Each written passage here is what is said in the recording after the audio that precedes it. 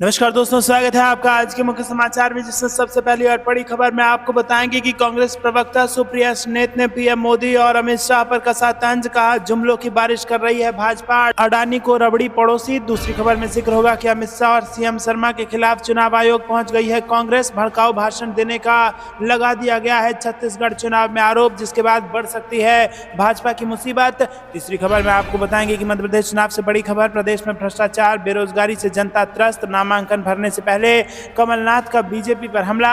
चौथी खबर में जिक्र होगा कि महिला आरक्षण व जाति आधारित जनगणना जैसे पीएम मोदी के सभी वादे खाली लिफाफे, प्रियंका गांधी ने किया दावा। और पांचवी खबर में जिक्र राजस्थान का, ईडी की कार्रवाई के बाद सचिन पायलट ने की निंदा, बोले इन हथकंडों से भाजपा कांग्रेसी नेताओं को डरा नहीं सकती। दोस्तों, इसी प्रकार की तमाम बड़ी खबरें आपके लिए लेके आए हैं, लेकिन उससे पहले अगर आपको भी ऐसा लगता है कि 2024 में बन रही है इंडिया की सरकार, तो वीडियो को कीजिए लाइक और चैनल को सब्सक्राइब करके बेल आइकन दबाइए और कमेंट में लिखिए जय हिंद। रुक करते हैं सबसे पहली और बड़ी खबर की तरफ। सुप्रिया ने पीएम मोदी और अमित शाह पर कसा तंज, कहा जुमलों की बारिश कर रही है भाजपा, अडानी को रबड़ी पड़ोसी। जी हां दोस्तों, आपको बता दें कि छत्तीसगढ़ विधानसभा चुनाव को लेकर सियासत गरमाई हुई है। राजनीतिक पार्टियां एक दूसरे पर आरोप प्रत्यारोप लगा रही हैं और इसी क्रम में कांग्रेस की राष्ट्रीय प्रवक्ता और सोशल मीडिया चेयरमैन सुप्रिया सुलेत ने प्रदेश कांग्रेस कार्यालय में प्रेस कॉन्फ्रेंस ली। इस दौरान उन्होंने भाजपा पर जमकर निशाना साधा और इसके साथ ही पीएम मोदी और गृह मंत्री अमित शाह से तंज कसा। वहीं दोस्तों, कांग्रेस की राष्ट्रीय प्रवक्ता ने कहा कि छत्तीसगढ़ का चुनाव मुहाने पर है तो कांग्रेस सरकार अपने काम के दम पर अपने रिपोर्ट कार्ड पर जनता से वोट मांग रही है। हमारी प्रतिद्वंदी भारतीय जनता पार्टी एक बार फिर से जुमलों की बारिश कर रही है। उन्होंने मोदी और शाह पर तंज कसते हुए कहा कि फेंकने में पीएम मोदी और उनके परम चेले अमित शाह का कोई जवाब ही नहीं है, पर इस चुनाव की सारी लड़ाई अंततोगत्वा रेवड़ी और रबड़ी पर आकर टिक गई है। उन्होंने कहा कि हमने गरीबों, शोषितों, वंचितों और आदिवासियों के लिए पूरी ईमानदारी से काम किया है, इसे नरेंद्र मोदी रेवड़ी बताते हैं। उन्होंने अडानी के लिए दिन रात मेहनत की, लेकिन उस रबड़ी पर चर्चा नहीं करते। इस दौरान सुलेत ने कांग्रेस की भूपेश बघेल सरकार की बड़ी उपलब्धियां भी गिनाई। तो दोस्तों, छत्तीसगढ़ में कांग्रेस पार्टी दोबारा सरकार बनाने के लिए अग्रसर है और बीजेपी को फिर से उसी अंदाज में घेरने का प्रयास सुप्रिया सुलेत ने किया है और अडानी को लेकर भाजपा को फिर से एक बार असहज कर दिया है। आपको क्या कुछ लगता है किसकी सरकार छत्तीसगढ़ में बनने जा रही है, कमेंट में जरूर बताइए। और वीडियो अभी तक लाइक नहीं किया तो लाइक करके समर्थन दर्ज कराइएगा। रुक करते हैं ब्रेकिंग न्यूज की तरफ। अमित शाह और सीएम शर्मा के खिलाफ चुनाव आयोग पहुंची कांग्रेस, भड़काऊ भाषण देने का लगा दिया है आरोप। जी हां दोस्तों, कांग्रेस ने केंद्रीय गृह मंत्री अमित शाह और असम के मुख्यमंत्री हेमंत बिस्वा शर्मा के विवादित भाषणों को लेकर गुरुवार को चुनाव आयोग से शिकायत की और ज्ञापन दिए। कांग्रेस ने कहा कि भाजपा नेताओं द्वारा छत्तीसगढ़ में चुनावी सभा के दौरान समाज के कुछ वर्गों को एक दूसरे के खिलाफ भड़काने की नियत से बयान दिए गए, जो कि चुनाव आचार संहिता का उल्लंघन है। कांग्रेस संचार विभाग के प्रभारी महासचिव जयराम रमेश, सुप्रीम कोर्ट के वरिष्ठ वकील और पूर्व केंद्रीय मंत्री सलमान खुर्शीद, तेलंगाना कांग्रेस प्रभारी मणिकरण राव ठाकरे और इसी के साथ कई सारे कांग्रेस नेताओं के प्रतिमंडल ने चुनाव आयोग से कुल 8 मुद्दों को लेकर शिकायत करते हुए कार्रवाई की मांग की है। चुनाव आयोग से मुलाकात के बाद जयराम रमेश ने कहा कि कांग्रेस का पहला ज्ञापन गृह मंत्री अमित शाह के छत्तीसगढ़ और दूसरा ज्ञापन असम के मुख्यमंत्री के छत्तीसगढ़ में दिए गए बयान को लेकर है, जिसमें उन्होंने भड़काऊ और विभाजनकारी बयानबाजी की थी। तीसरा ज्ञापन अधिकारियों को रथ प्रभारी बनाने और सेना के राजनीतिकरण और चौथा ज्ञापन मध्य प्रदेश के मंत्री गोविंद सिंह राजपूत के खिलाफ है, जिन्होंने बूथ प्रभारियों को रिश्वत देने की पेशकश की थी। 4 शिकायतें तेलंगाना में बीआरएस सरकार द्वारा आदर्श आचार संहिता के उल्लंघन के विभिन्न मुद्दों को लेकर की थी। तो दोस्तों, यहाँ पर आपको बता दें कि कांग्रेस पार्टी ने चुनाव आयोग से शिकायत की है और ये शिकायत है अमित शाह और सीएम शर्मा के खिलाफ। जी हाँ दोस्तों, आपको क्या कुछ लगता है कमेंट में जरूर बताइए। रुक करते हैं अगली ब्रेकिंग न्यूज की तरफ, लेकिन उससे पहले दोस्तों वीडियो को लाइक करना मत भूलेगा। आपको बता दें, मध्य प्रदेश चुनाव से बड़ी खबर आ रही है। प्रदेश में भ्रष्टाचार बेरोजगारी से जनता त्रस्त है। नामांकन भरने से पहले कमलनाथ ने यह आरोप लगाकर बीजेपी पर हमला किया है। पीसीसी चीफ और प्रदेश के पूर्व मुख्यमंत्री कमलनाथ छिंदवाड़ा विधानसभा चुनाव से नामांकन भरने गए। नामांकन दाखिल करने से पहले शिकारपुर में अपने निवास पर प्रेस से बातचीत की और इस दौरान कमलनाथ ने बीजेपी सरकार पर बड़ा हमला मामला बोल दिया। इसके साथ ही जिले में उनको घेरने की बीजेपी को घेरने की तैयारी को लेकर बड़ी बात कही। नामांकन दाखिल करने जाने से पहले कमलनाथ ने कहा कि प्रदेश में भ्रष्टाचार, बेरोजगारी से जनता त्रस्त है। आने वाला चुनाव सिर्फ किसी पार्टी और विधायक का नहीं बल्कि मध्य प्रदेश की भविष्य का चुनाव है और मुझे विश्वास है कि जनता मध्य प्रदेश के भविष्य को सुरक्षित रखेगी। दोस्तों, कमलनाथ ने प्रधानमंत्री नरेंद्र मोदी और गृह मंत्री अमित शाह के छिंदवाड़ा दौरे और उन्हें घेरने की रणनीति को लेकर जब उनसे पूछा गया तो इस पर उन्होंने कहा कि वो जितना चाहे मुझे घेर लें, यहाँ की जनता ने मुझे 44 साल से वोट नहीं दिया बल्कि प्यार दिया है। कमलनाथ ने राम मंदिर निर्माण को लेकर कहा कि बीजेपी इस तरह से बात कर रही है कि ये मंदिर उनका है। कमलनाथ ने कहा कि राम मंदिर हमारी आस्था और सनातन धर्म का चिन्ह है, ये किसी पार्टी का मंदिर नहीं है। भाजपा मंदिर को अपना बता रही है। ईडी की कार्रवाई को लेकर कमलनाथ ने कहा कि ईडी की जो कार्रवाई हो रही है मतदाता सब देख रहे हैं और वही इसका फैसला करेंगे। दोस्तों, रुक करते हैं अगली ब्रेकिंग न्यूज की तरफ। महिला आरक्षण व जाति आधारित जनगणना जैसे पीएम मोदी के सभी वादे खाली लिफाफे, प्रियंका गांधी का बयान। जी दोस्तों, कांग्रेस महासचिव प्रियंका गांधी ने गुरुवार को दावा किया कि उनके खाली लिफाफे वाले बयान से भाजपा इनसे इतनी नाराज हो गई है कि उन्होंने उनके खिलाफ शिकायत दर्ज कराई और कहा कि प्रधानमंत्री नरेंद्र मोदी द्वारा किए गए महिला आरक्षण, ओबीसी जाति जनगणना, ईआरसीपी जैसे सभी वादे केवल खाली लिफाफे हैं। प्रियंका गांधी ने अपने व्हाट्सएप चैनल पर पोस्ट करते हुए कहा, बीजेपी वाले मेरी एक बात से इतने नाराज हो गए कि मुझ पर केस कर दिया। मैंने कहा था कि मैंने टीवी पर देखा कि देव नारायण जी के मंदिर में प्रधानमंत्री लिफाफा लेकर आए, जब से उसे खोला गया तो 21 रुपए निकले। उन्होंने कहा कि वो जो काम करते हैं इससे ये भी पता चलता है कि मोदी जी का लिफाफा खाली है। महिला आरक्षण, ओबीसी जाति जनगणना, ईआरसीपी सभी खोखले वादे हैं क्योंकि मोदी जी का लिफाफा खाली है। उनकी ये टिप्पणी भाजपा द्वारा बुधवार को चुनाव आयोग से शिकायत करने के एक दिन बाद आई है। तो दोस्तों, यहाँ पर आपको बता दें कि प्रियंका गांधी ने महिला आरक्षण व जाति आधारित जनगणना जैसे पीएम मोदी के वादे को खाली लिफाफा बता दिया है। आपको क्या कुछ लगता है कि आप भी प्रियंका गांधी का समर्थन करते हैं? कमेंट में बताइए। वीडियो लाइक करके समर्थन दर्ज कराइए। रुक करते हैं अगली ब्रेकिंग न्यूज की तरफ। पायलट ने की ईडी कार्रवाई की निंदा, बोले इन हथकंडों से भाजपा कांग्रेसी नेताओं को डरा नहीं सकते। जी हाँ दोस्तों, पूर्व उप मुख्यमंत्री सचिन पायलट ने प्रवर्तन निदेशालय द्वारा राजस्थान में छापेमारी की कार्रवाई पर प्रतिक्रिया जताते हुए गुरुवार को कहा कि भाजपा इस तरह के हथकंडों से कांग्रेस के नेताओं को डरा नहीं सकती। इसके साथ ही उन्होंने कहा कि राज्य कांग्रेस के सभी नेता और कार्यकर्ता एकजुटता के साथ खड़े हैं। पायलट ने एक्स पर लिखा कि राजस्थान कांग्रेस के प्रदेश अध्यक्ष गोविंद सिंह डोटासरा के यहाँ ईडी की छापेमारी की मैं कठोर शब्दों में निंदा करता हूँ। मुख्यमंत्री अशोक गहलोत के पुत्र वैभव गहलोत को भी ईडी का समन दिया गया। उन्होंने आगे लिखा कि भाजपा इस तरह के हथकंडों से कांग्रेस के नेताओं को डरा नहीं सकती। प्रदेश कांग्रेस के सभी नेता और कार्यकर्ता एकजुटता से साथ खड़े हैं। पायलट के अनुसार इस प्रकार की कार्रवाई से भाजपा की घबराहट साफ दिखाई देती है क्योंकि जनता आगामी चुनावों में राजस्थान में फिर कांग्रेस की सरकार लाने का मन बना चुकी है। वहीं ईडी की कार्रवाई के बाद गोविंद सिंह डोटासरा ने भी प्रतिक्रिया देते हुए सोशल मीडिया साइट एक्स पर लिखा, सत्यमेव जयते।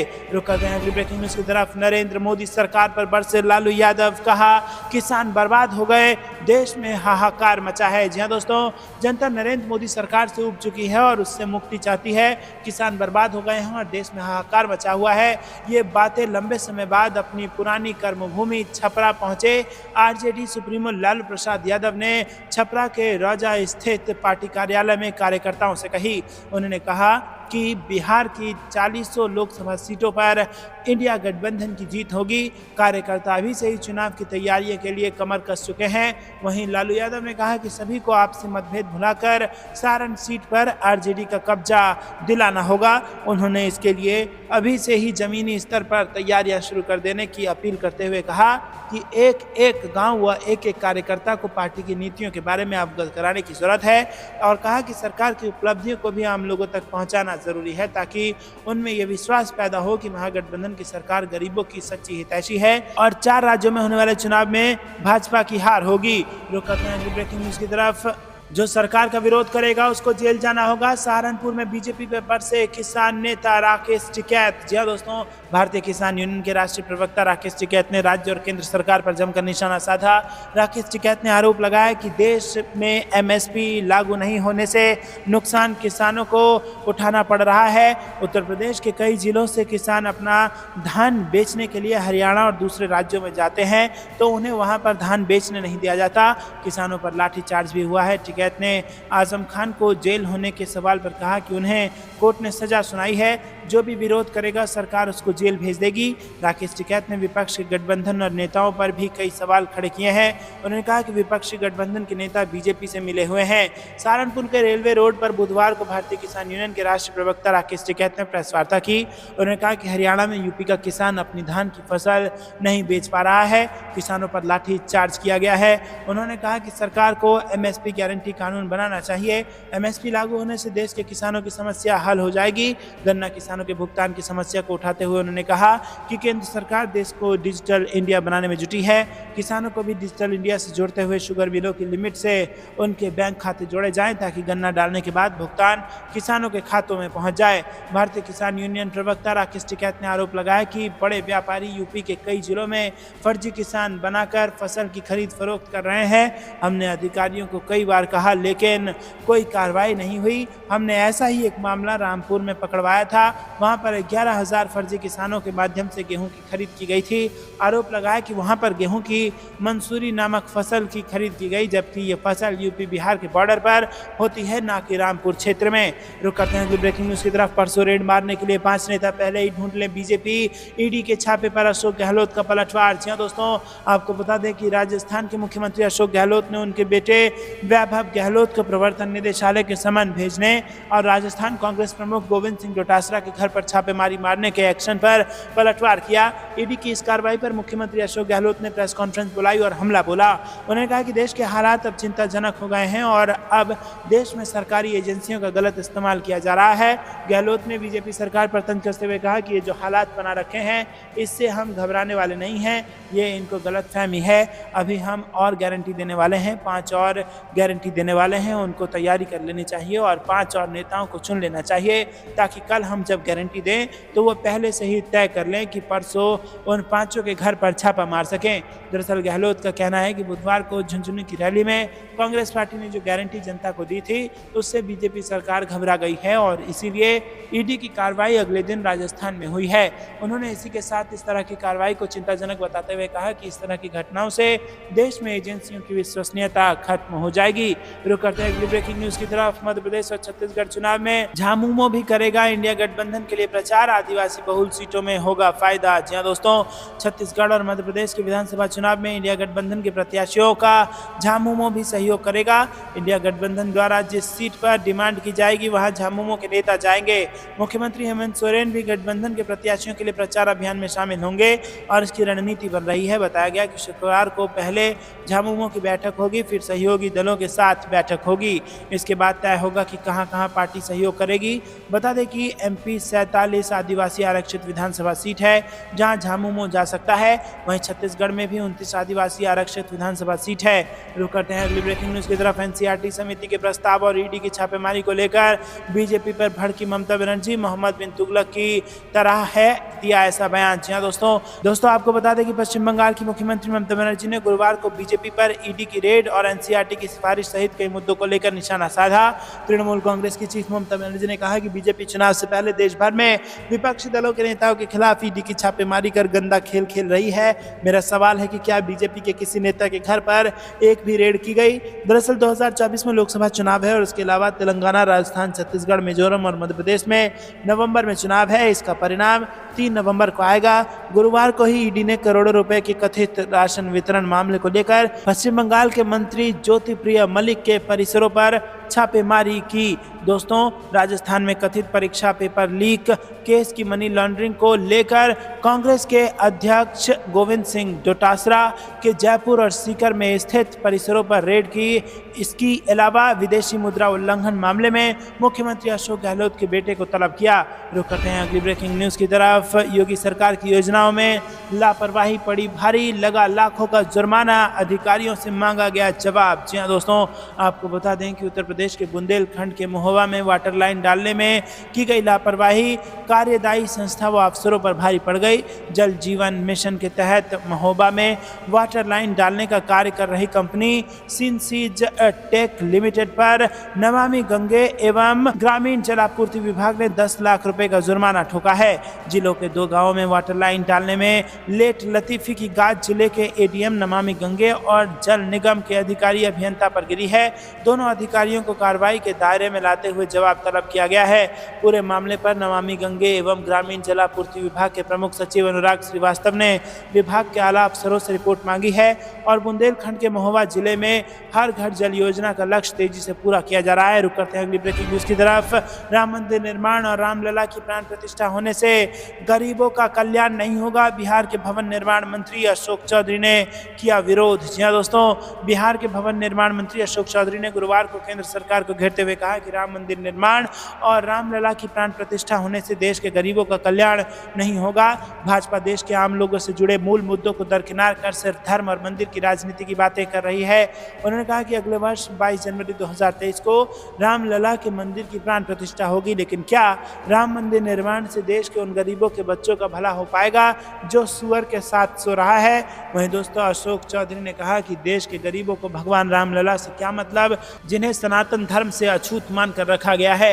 विपक्षी दलों के इंडिया गठबंधन बनने से भाजपा और मोदी सरकार अब देश के नाम बदलने की बातें कर रही है। ऐसे में अगर देश का नाम इंडिया की जगह पर भारत बोलना है तो देश के प्रधानमंत्री को हिम्मत दिखाना चाहिए और संसद में विशेष सत्र बुलाकर एक बिल लाना चाहिए। इसमें तय किया जाए कि देश का नाम अब इंडिया की जगह भारत बोला जाएगा। रुक करते हैं ब्रेकिंग न्यूज की तरफ। कांग्रेस ने सीएम शिंदे के उद्धव पर किए हमले का दिया जवाब, कहा चुनाव करा ले, पता चल जाएगा कि कौन असली है और कौन नकली। जी हां दोस्तों, कांग्रेस ने महाराष्ट्र के मुख्यमंत्री एकनाथ शिंदे द्वारा उद्धव ठाकरे की आलोचना पर बेहद तीखी प्रतिक्रिया दी है। महाविकास आघाड़ी के प्रमुख नेता उद्धव ठाकरे पर सीएम शिंदे के हमले पर कांग्रेस ने कहा कि अगर उन्हें खुद पर इतना ही भरोसा है तो चुनाव करा लें, पता चल जाएगा कि जनता के बीच कौन असली शिवसेना का हकदार है। दोस्तों आपको क्या कुछ लगता है, कौन है असली शिवसेना, कमेंट में बताइए। वीडियो अभी तक लाइक नहीं किया तो लाइक जरूर कीजिएगा। रुक करते हैं ब्रेकिंग न्यूज की तरफ। वसुंधरा राजे की करीबी विकास चौधरी ने थामा कांग्रेस का दामन, किशनगढ़ सीट से बनाए जा सकते हैं उम्मीदवार। जी हाँ दोस्तों, आपको बता दें कि यहाँ पर अजमेर की किशनगढ़ सीट से 2018 चुनाव में बीजेपी की टिकट पर चुनाव लड़ चुके विकास चौधरी कांग्रेस में शामिल हो गए हैं और उन्होंने झुंझुनू में प्रियंका गांधी की सभा में कांग्रेस का दामन थामा। इस दौरान सीएम गहलोत, सचिन पायलट, लड्डू टेसरा समेत कांग्रेस के कई नेता मौजूद थे। रुक करते हैं ब्रेकिंग न्यूज की तरफ। बीआरएस विधायक ने भाजपा कैंडिडेट की गर्दन पकड़ी, लाइव प्रोग्राम का वीडियो सामने आया। तेलंगाना में टीवी डिबेट के दौरान हुई मारपीट। जी हां दोस्तों, आपको बता दें कि तेलंगाना में एक न्यूज चैनल पर लाइव डिबेट के दौरान सत्ताधारी पार्टी भारतीय राष्ट्र समिति के विधायक ने भाजपा कैंडिडेट के साथ मारपीट की। सोशल मीडिया पर इसका वीडियो सामने आया और लाइव प्रोग्राम में सवाल जवाब के बीच बीआरएस विधायक केपी विवेकानंद ने भाजपा नेता पूना श्रीशैलम गौड़ की गर्दन पकड़ ली। रुक करते हैं अगली ब्रेकिंग न्यूज की तरफ। मध्य प्रदेश विधानसभा चुनाव में हाथ आजमाने पर जेडीयू की सफाई, इंडिया अलायंस अब भी मजबूत, केंद्र सरकार को हराना लक्ष्य। जी हां दोस्तों, मध्य प्रदेश में विधानसभा चुनाव लड़ने के सवाल पर सीएम नीतीश कुमार की पार्टी जेडीयू अपने स्टैंड पर कायम है। वहीं दोस्तों आपको बता दें कि जेडीयू की ओर से कहा जा रहा है कि लोकसभा चुनाव में इंडिया अलायंस के ऊपर इसका कोई असर नहीं पड़ेगा। जेडीयू ने कहा है कि यह प्रयोग कुछ वैसा ही है जैसा एनडीए के साथ रहते हुए जेडीयू करता था। बता दें कि जेडीयू के महासचिव अफाक अहमद खान ने मध्य प्रदेश विधानसभा चुनाव के लिए 5 उम्मीदवारों की सूची जारी की है। रुक करते हैं ब्रेकिंग न्यूज की तरफ। महाराष्ट्र से बड़ी खबर, मराठा आरक्षण को लेकर आंदोलन, शिंदे और अजित पवार से बीजेपी नहीं खुश। जी हां दोस्तों, दिल्ली के महाराष्ट्र के मुख्यमंत्री एकनाथ शिंदे और उप मुख्यमंत्री देवेंद्र फडणवीस की मुलाकात गृह मंत्री अमित शाह से हुई। इन तीनों नेताओं की मुलाकात गुप्त स्थान पर हुई। मिली जानकारी के मुताबिक इन तीनों नेताओं की मुलाकात राज्य में मराठा आरक्षण को लेकर चल रहे आंदोलन के आलोक में हुई। माना जा रहा है कि गृह मंत्री के साथ हुई बैठक में मराठा आरक्षण और राज्य के अन्य ज्वलंत राजनीतिक मुद्दों पर चर्चा हुई। महाराष्ट्र के सीएम और डिप्टी सीएम से गृह मंत्री की मुलाकात के बाद बीजेपी अध्यक्ष जेपी नड्डा और रक्षा मंत्री राजनाथ सिंह और संगठन मंत्री बीएल संतोष की बैठक पार्टी अध्यक्ष जेपी नड्डा के साथ हुई। माना जा रहा है कि बीजेपी अध्यक्ष जेपी नड्डा, केंद्रीय गृह मंत्री अमित शाह, बीएल संतोष और राजनाथ सिंह की बैठक इस लिहाज से भी अहम है कि महाराष्ट्र के शीर्ष नेताओं के साथ गृह मंत्री की बैठक के बाद सूबे में आगे की रणनीति क्या हो सकती है। सूत्रों से मिली जानकारी के मुताबिक महाराष्ट्र में लगातार चल रहे मराठा आरक्षण आंदोलन को लेकर बीजेपी शीर्ष नेतृत्व महाराष्ट्र के मुख्यमंत्री एकनाथ शिंदे और उप मुख्यमंत्री अजित पवार के रुख से बहुत खुश नहीं है। रुक करते हैं अगली ब्रेकिंग न्यूज की तरफ। पुरानी पेंशन पर अब चौथी रैली की तैयारी, 10 दिसंबर से पहले ओपीएस पर मानेगी सरकार। जी हां दोस्तों, 10 अगस्त को नई दिल्ली के रामलीला मैदान केंद्रीय कर्मियों ने एक विशाल रैली आयोजित की थी। इसमें राज्य सरकार के कर्मियों ने भी हिस्सा लिया था। कर्मचारियों ने बिना गारंटी वाले एनपीएस योजना को खत्म कर ओपीएस को उसके मूल रूप में लागू करने की मांग की थी। रुक करते हैं अगली ब्रेकिंग न्यूज की तरफ। 31 को काला दिवस मनाएगी प्रदेश कांग्रेस, भाजपा पर लगाया गंभीर आरोप। जम्मू से बड़ी खबर। जी हां दोस्तों, जम्मू में प्रदेश कांग्रेस ने इस महीने के अंत में 31 अक्टूबर को काला दिवस मनाने का फैसला किया है। यह ऐलान प्रदेश कांग्रेस के अध्यक्ष विकार रसूल वानी ने बुधवार को किया। विकार रसूल ने भाजपा पर जम्मू कश्मीर की पहचान मिटाने का आरोप लगाते हुए कहा कि जम्मू कश्मीर का राज्य का दर्जा यथाशीघ्र बहाल होना चाहिए। उन्होंने कहा कि भाजपा की नीतियां जम्मू कश्मीर को आर्थिक व राजनीतिक रूप से नुकसान पहुंचा रही हैं। रुक करते हैं ब्रेकिंग न्यूज की तरफ। पीएम मोदी को दिए स्वर्ण मंदिर के मॉडल की नीलामी पर रार। सुखबीर बोले नहीं संभाल सकते तो वापस कर दें। पंजाब से बड़ी खबर। जी हां दोस्तों, केंद्र सरकार द्वारा प्रधानमंत्री मोदी को मिले विभिन्न तोहफों और स्मृति चिन्हों की ई नीलामी शुरू की गई है, जिसके तहत श्री हरमिंदर साहिब के मॉडल के लिए 31 अक्टूबर शाम 5 बजे तक बोलियां आमंत्रित की गई हैं। इसके लिए बेस वैल्यू 13,500 रुपये निर्धारित किया गया है।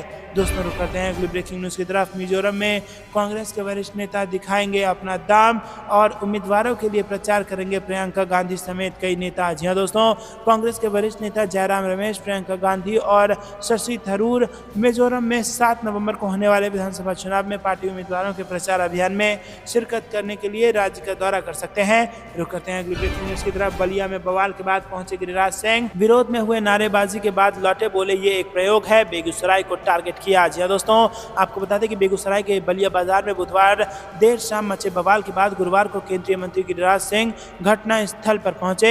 यहां उन्होंने मीडिया से बात करते हुए प्रदेश के मुख्यमंत्री नीतीश कुमार पर जमकर हमला बोला।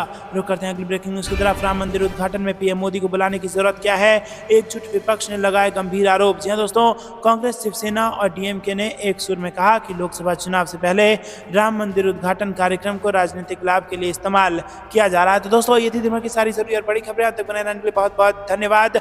चैनल से पहले वीडियो को अभी तक लाइक नहीं किया तो लाइक जरूर कीजिएगा और चैनल को सब्सक्राइब करके बेल आइकन जरूर दबाइएगा। अभी के लिए इतना ही। जय हिंद, जय भारत।